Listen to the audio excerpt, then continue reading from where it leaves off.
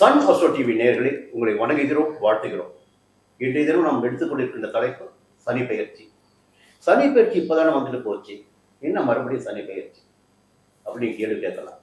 இப்போ பாரம்பரிய பஞ்சாங்கத்தின் படி, வாக்கிய பஞ்சாங்கத்தின் படி திருநள்ளாறில் மார்ச் மாதம் 6ஆம் தேதி தான் சனி பெயர்ச்சி. வாக்கிய பஞ்சாங்கத்தின் அடிப்படையில் இந்த நிலையின் படிதான் கடந்த காலங்களில் நம்முடைய முன்னோர்கள் பெரியவர்கள் எல்லாமே ஜாதகத்தை கணித்து வந்தார்கள், பலன்களை அறிந்து வந்தார்கள். இன்றைய தினம் உங்களுக்காக நம்முடைய ஜோதிட மேதை நங்கநல்லூர் பஞ்சநாதன் இந்த அரங்கிற்கு வந்திருக்கிறார். நம்முடைய அழைப்பினை ஏற்று உங்களுக்காகவே பேசுவதற்கு வந்திருக்கார். இப்போ நாங்களும் என்ன பண்ணுறோம்னா, இருவரும் மனம் விட்டு கூட பேசிட்டு இருக்கோம். எது இந்த கிரகங்கள் இந்த பலன்களை கொடுப்பார்கள் என்று எழுதி வைக்கப்பட்ட விதிகளின் படி அதை மட்டும்தான் பேசிட்டு இருக்கோம். இது ஒரு வழிகாட்டுதல் மட்டும்தான் உங்களுக்கு. இந்த நேரத்தில் சிம்ம ராசினரான உங்களுக்கு ஒரு பெரிய பயம் இருக்கு. அஷ்டமஸ்தானத்தில் சனி பகவான் சஞ்சரிக்க போறாரு. எல்லாருமே இப்பவே பயமுறுத்த ஆரம்பிச்சிட்டாங்க. அஷ்டம சனி.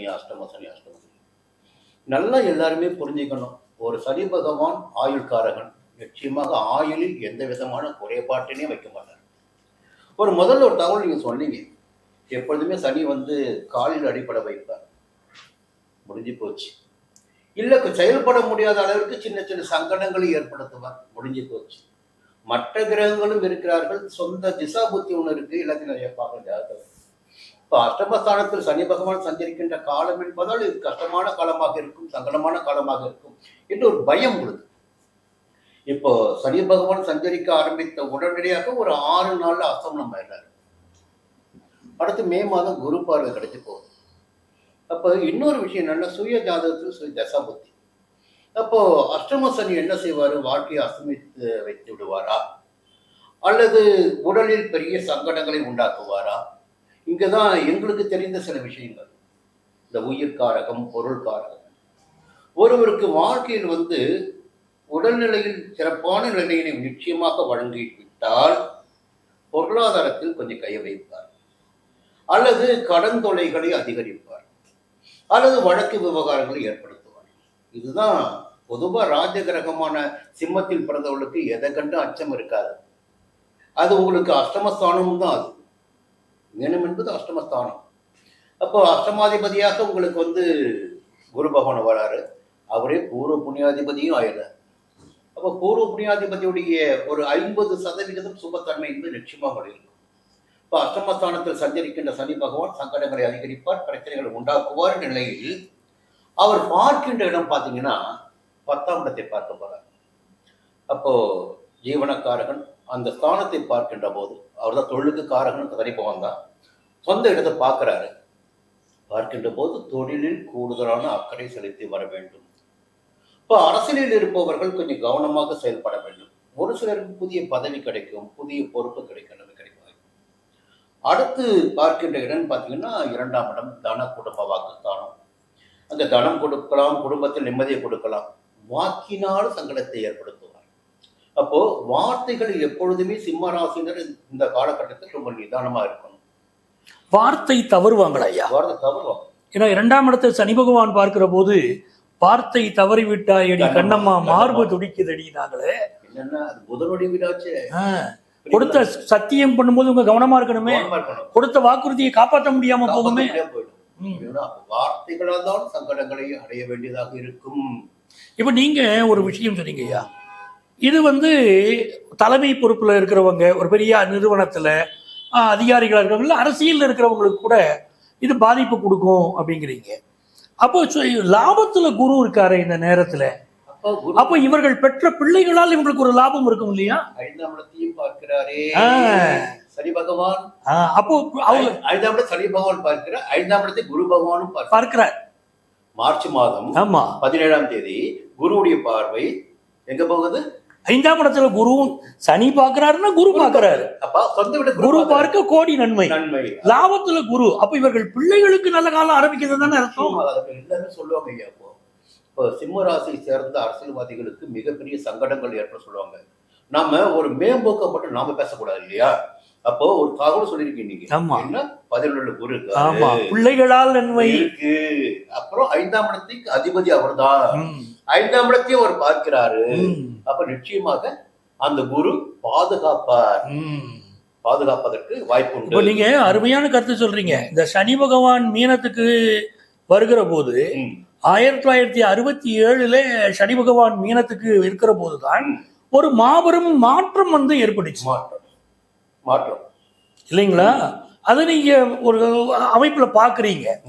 இப்போ என்னுடைய கணக்கு அந்த குரு லாபத்தில் இருப்பதனாலே அப்போ வாரிசுகளுக்கு நன்மை நடக்கும் இல்லையா? வாரிசுகளுக்கு நன்மை நடக்கும். இவர்களுக்கு பூர்வ புண்ணிய பலன்களை அடைய முடியுமே. பூர்வ புண்ணிய சார்ந்த குரு பாத்துறாரு. அப்போ பெரிய அனுக்கிரகம் தான். அனுக்கிரகம். இன்னொன்னு, லாபஸ்தானத்துல குரு இருக்காரு. அப்போ அந்த குரு லாபஸ்தானத்துல இருக்கின்ற போது தேர்தல் நடைபெற போகிறது. நீங்க அதையும் கவனித்து வச்சுக்கணும். 8ஆம் இடத்துல சனி பகவான் இருக்காரு, லாபஸ்தானத்துல குரு இருக்காரு, பூர்வ புண்ணிய சார்ந்த குரு பாக்குறாரு. இப்படி எல்லாம் பார்க்கின்ற போது 3ஆம் இடத்தையும் குரு பாக்குறாரு. தைரியம், வீரியம் எல்லாமே தானாக உருவாகும்.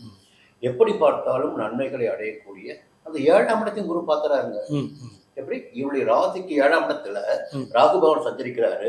இந்த பெரிய நெருக்கடிகள், நட்பு வட்டத்து விரிசல் என்பதெல்லாம் இல்லாமல் போகும்.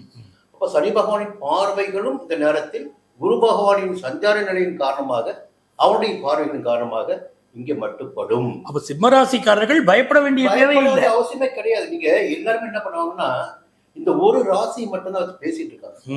சுய ஜாதகம், திசா புத்தி எவ்வளவு இருக்கு மற்ற கிரகங்கள் சஞ்சரித்த இடம். இப்ப நம்ம நிகழ்ச்சி தொடங்கும் போதே தான் அன்பு நேயர்களுக்கு அதுக்காக தான் சொன்னோம், அஷ்டமத்தி சனி அவங்க அதுக்காக பயப்படாதீங்க. உங்க திசா புத்தி நல்லா இருந்தா நல்லா இருக்க போகுது, பூர்வ புண்ணியம் நல்லா இருந்தா நல்லா இருக்க போகுதுன்னு பூர்வ புண்ணியத்தை குரு பாக்குறாரு. இப்போ சிம்மராசிக்காரங்களுக்கு தகவல்கள் நம்ம சொல்லிட்டு இருக்கோம் நேயர்களுக்கு. அடுத்து நீங்க அவங்க சொல்லுங்க, நல்ல தகவல் சொல்லுங்க. அந்த சிம்மராசிக்காரர்களுக்கு இந்த சனி பகவான் எப்படிப்பட்டவர்னா 6வது ஸ்தானத்திற்கும் 7வது ஸ்தானத்திற்கும் அதிபதி. பல வாழ்க்கையில பொதுவா நம்ம பார்க்கும்போது குடும்ப வாழ்க்கை, திருமண வாழ்க்கை அப்படின்னு எடுத்துக்கிட்டோம் ஐயா, இந்த கடகராசிக்காரங்களுக்கும் சிம்மராசிக்காரங்களுக்கும் என்னைக்குமே திருமண வாழ்க்கையில பிரச்சனை வருது. சரியா சொன்னீங்க. என்ன காரணம்னா இருவருமே பகைவர்கள். சந்திரனுக்கு சனி பகைவர், சூரியனுக்கு சனி பகை. அதே போல மகர ராசினருக்கும் கும்ப ராசினருக்கும் அதான் நல்ல இல்லைங்களா? இப்ப கடகராசிக்காரங்களுக்கு மனைவி ஸ்தானம், கணவன் ஸ்தானத்துக்கு அதிபதியே தடைக்கும் அதிபதியாகிறார் 8ஆம் இடத்துக்கு. சிம்ம ராசிக்கு 7ஆம் இடத்திற்கு அதிபதியான சனியே 6ஆம் இடம், திருமணஸ்தானத்திற்கு அதிபதியே திருமண பிரிவுக்கும் காரணமாக சத்ருவாயிரம். அப்ப லைஃப் பார்ட்னரே பலருக்கு சத்ருவாகிற மாதிரி சூழ்நிலைகள் வரும். மிகப்பெரிய இல்லற வாழ்க்கை என்பது ஒரு பாராட்டம் தான். வாழ்க்கையில பாத்தீங்கன்னா சிம்மம் போல நிற்பாங்க, 1000 யானைகளுக்கு மத்தியில் நிக்கலாம் போல. ஆனா சுய வாழ்க்கை என்று வருகின்ற போது நிச்சயமாக ஒரு சங்கடம் இருக்கு, நிறைய இருக்கும். அதாவது மகாராஜன் உலகை ஆள்கிறான், அந்த மகாராணி இவனை ஆள்கிறாள். அதை புரிஞ்சுக்கிட்டாங்கன்னா சிம்மராசிக்காரங்க நல்லா இருப்பாங்க. சரிங்களா? ஆமா. இப்போ சிம்மராசிக்காரங்களுக்கு இந்த சனி பகவான் அஷ்டமஸ்தானத்துக்கு வராரு. அப்போ இது என்னன்னா 6ஆம் இடத்திற்குரியவர் அஷ்டமஸ்தானத்துக்கு வராருன்னு நம்ம ஒண்ணு புரிஞ்சுக்கணும். அப்போ 6ஆம் இடம்ங்கிறது பகைஸ்தானம், அந்த பகைஸ்தானாதிபதி ஒரு 8ஆம் இடம்ங்கிற இன்னொரு மறைவு ஸ்தானத்துக்கு வராரு. மைனஸ் இன்டு மைனஸ் பிளஸ் தானே. இப்ப பலருக்கு சிம்மராசிக்காரங்களுக்கு வேலை மாறும். ஆனா மாறக்கூடிய வேலையே இல்லைன்னு இல்லாம வேற ஒரு நல்ல வேலை மாறும். ஒரு நாட்டுல இருப்பாங்க, அதுல இருந்து இன்னொரு நாடு மாறக்கூடிய அமைப்பு வரும். 6ஆம் இடம்ங்கிறது ரோகஸ்தானம், உடம்புக்கு வரக்கூடிய வியாதிகள். அப்போ அதுல சனி பகவான் அதனுடைய அதிபதி 8ல் உட்காரும் போது சில வியாதிகள் வெளிப்படும். அந்த வெளிப்பட்டு நல்ல மருத்துவ ஆலோசனை கிடைத்து குணமாகும். ஏன்னா குரு பார்க்க போறாரு. அதனால வியாதிகள் குணமாகக்கூடிய தன்மையும் உங்களுக்கு ஏற்பட்டுரும். இந்த சனி பகவான் 2வது ஸ்தானத்தை பார்க்கறதுனால நல்ல தன லாபம் தருவார். ஏன்னா பணபரஸ்தானத்தை சனி பகவான் பார்க்கிறார். நல்ல பணவரவு சேரும். அந்த யோகம் உங்களுக்கு இருக்கு. ஆனா நீங்க அழகா சொன்னீங்க, நாவடக்கம் வேணும், யாருக்கும் சத்தியம் பண்ணி கொடுத்துடக்கூடாதுன்னு முன்னக்கூட்டியே நம்ம குறிப்பிட்டு சொல்லியிருக்கோம். யாருக்கும் ஜாமீன் கையெழுத்து போடுறது, கேரண்டார் கையெழுத்து போடுறது, நான் இருக்கேங்க உங்களுக்கு அப்படின்னு சவால் விட்டு பேசுறது, சவுடால் பேசுவது, இதெல்லாம் சிம்மராசிக்காரங்க செய்யக்கூடாது. பூர்வ புண்ணிய ஸ்தானத்தை சனி பார்க்கிறார். அப்போ குரு பார்ப்பதனால் உங்கள் பிள்ளைகளுக்கு முன்னேற்றம். ஆனா 5வது ஸ்தானத்தை சனி பகவான் பார்ப்பதனால் சில நேரம் பிள்ளைகளுடைய சகவாசம் சரியில்லாம போகுது. ஏன் இவர்களுக்கே காதல் வரீங்க, தவறான நடவடிக்கைக்கு போகலாம். யார் சிம்மராசினரே பாத்தீங்கன்னா இப்ப எல்லாரும் என்ன நினைக்கிறாங்கன்னா, நான் சில தகவல் சொல்லி ஆகணும். இந்த 18 வயது, 20 வயது, 50 வயது, 60 இதெல்லாம் கிடையாது. பொதுவா அந்த கிரகம் அந்த இடத்தை பார்க்கின்ற போது அந்த எந்த வயதினராக இருந்தாலும் அந்த பலன்களை அவர்கள் அடைந்து இருவார்கள். இல்லைங்களா? ஆம். அப்ப 5ஆம் இடத்தை சனி பகவான் பார்க்கின்ற போது கொஞ்சம் சங்கடங்கள், கேளிக்கைகள், காதல்கள் இப்படி எல்லாம் வருவதற்கு வாய்ப்பு உண்டு. இதை குரு பகவான் பார்த்துறாரு, அது சுபத்துவமா முடிச்சு வச்சுடுவார். சில பேர் இளைஞர்களா இருந்தா பாத்தீங்களா, இந்த காதலே திருமணம் 5ஆம் இடத்தையும் பார்க்கிறாரு, 7ஆம் இடத்தையும் பார்க்கிறாரு. அது பெரிய யோகம் இந்த நேரத்துல சிம்மராசிக்காரங்களுக்கு. காதலே திருமணத்தை போய் முடியும். அஷ்டமத்து சனியினால பிரச்சனை வந்துருமோ அப்படிங்கிறவங்க ஆமா, கல்யாணம் கூடி வரதுக்குனால இந்த காதல் பிரச்சனைகள் நிறைய இருக்கும். நிச்சயமா, நிறைய கலப்பு திருமணங்கள் வரும். அப்ப வரும்போது குடும்பங்கள் நிறைய பிரச்சனை வரும். நிச்சயமா. ஆனால் அது நிவர்த்தி ஆயிரும். அந்த அனுக்கிரகத்தை அந்த குரு பகவானாலேயும் உங்களுக்கு கிடைக்குது. இதுல இன்னொரு விஷயம் என்னன்னா, 7ஆம் இடத்திற்கு அதிபதியான சனி 8ல உட்கார்றாரு. அப்ப நண்பர்கள் முதுகுல குத்தவும் வாய்ப்பு இருக்கு. நிச்சயமா. ஆமா, இது ஆனாலும் உங்களுக்கு நட்பு பலம் கிடைக்கும்னு ஐயா சொல்லியிருக்காங்க. 7ஆம் இடத்தை குரு பார்க்கிறாரு, நட்பு பலம் கிடைக்கும் சொல்லியிருக்காங்க. முதல் நண்பர்கள் முதுகில் குத்துவது இந்த காலகட்டத்துல அதுவும் நடக்கும். அதையும் புரிந்து நடந்து கொள்ள வேண்டும் அப்படிங்கிறதையும் நாங்க உங்களுக்கு குறிப்பிட்டு சொல்ல விரும்புகிறோம். அதனால இந்த அஷ்டமத்து சனியை பற்றி பெரிய அளவிற்கு கவலைப்பட வேண்டாம். ஆனால் கொஞ்சம் எச்சரிக்கையாகத்தான் இருக்க வேண்டும் அப்படின்னு நம்ம நினைக்கிறோம். பெரிய அளவுக்கு பயப்பட வேண்டாம். எச்சரிக்கை வேறு, பயம் வேறு. அந்த வித்தியாசத்தை புரிஞ்சுக்கிட்டா போறோம். இப்போ ஒரு அற்புதமான தகவல் சொன்னீங்க. என்னதான் வச்சு சொன்னீங்க? விழுகின்ற இடம் உச்சத்திலிருந்து கீழே விழுகின்ற போது அடிபட்டுடுவோம், இருந்த இடத்துல விழுகின்ற போது நான் தப்பிச்சிடலாம். அப்போ சிம்ம ராசின்னு பார்த்தீங்கன்னா அஷ்டம சனி தான். 10ஆம் இடத்தை சனி பகவான் பார்க்குறாரு, பதவி ஸ்தானத்தை. அரசியல்வாதிகள் பார்த்தீங்கன்னா சனி பகவான் யாருமா? நீதிமான், கர்மக்காரர். நீங்கள் எந்த அளவிற்கு நேர்மையாக நியாயமாக செயல்படுகின்றீர்களோ அந்த அளவிற்கு நீங்கள் பாதுகாக்கப்படுவீர்கள்.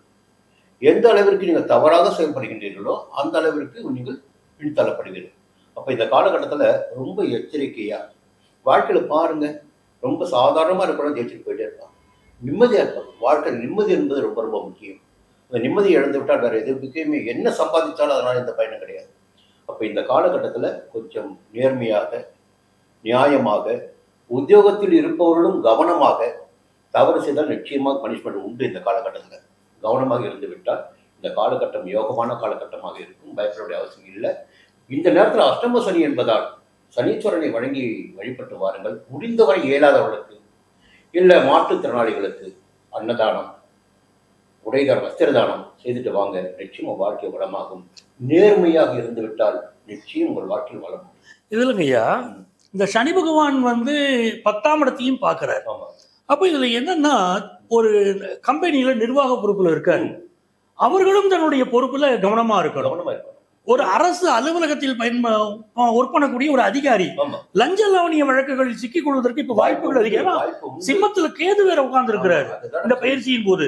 அப்ப வம்பு வழக்குகளில் சிக்காமல் கவனமாக இருங்கள், நேர்மையாக செயல்படுங்கள் அப்படிங்கறத இந்த நிகழ்ச்சியில நம்ம சொல்ற விஷயமே அவங்களுக்கு அதுதான். அதே மாதிரி இவர்களுக்கு இந்த சனி பகவான் போய் அட்டமஸ்தானத்துல உட்கார்றாரு அப்படிங்கும் போது, அது அட்டமஸ்தானம் என்பது ஒரு ஜாதகத்துல ஒரு கழிவறையை கூட அதை தான் நம்ம குறிப்பிடுறோம். மறைவுஸ்தானம். ஒரு வீட்டுல கழிவறையை அதை குறிக்குது. இப்போ அந்த கழிவறைன்னு வச்சுக்கோங்க, தூய்மை குறைவான இடம் கூட வச்சுக்கோங்களேன். இப்போ குரு அங்க பாக்குறாரு. அப்ப பரிகாரம் என்ன எடுக்கலாம்னா, தூய்மை பணியாளர்களுக்கு உதவி செய்யுங்கள். யார் அழுக்குகளை சுத்தம் செய்கிறாங்களோ, தெருவுக்கு இருக்கக்கூடிய குப்பைகளை சுத்தம் செய்கிறார்களோ, அப்படி சுத்தம் செய்யக்கூடிய தூய்மை பணியாளர்களுக்கு உதவி செய்யுங்கள். இந்த காலகட்டம் அற்புதமாக இருக்கும் என்பதால் தான் பரிகாரத்துல நாங்க தூய்மை பணியாளர்களுக்கு உதவி செய்யறத உங்களுக்கு குறிப்பிட்டு சொல்றோம்.